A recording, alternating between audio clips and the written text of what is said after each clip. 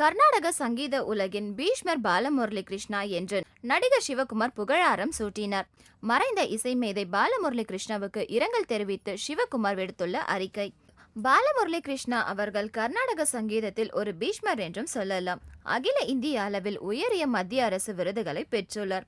அப்படிப்பட்ட மனிதர் சினிமாவுக்கு வருவதை விரும்ப மாட்டார்கள். ஆனால் அதையும் தாண்டி அந்த மாமனிதர் திருவிளையாடல் படத்தில் டி.எஸ். பாலையா அவர்களுக்கு ஒரு நாள் போதுமா, இன்று ஒரு நாள் போதுமா என்ற பாடலை பாடினார்.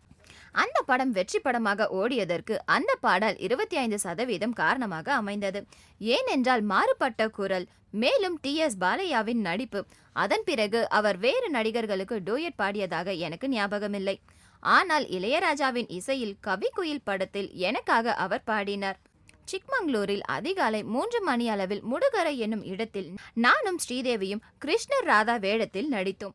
அந்த பாடல் சின்ன கண்ணன் அழைக்கிறான் என்ற பாடல். அந்த பாடல் தமிழ் சினிமா ரசிகர்கள் அனைவரும் மறக்க முடியாத பாடல்.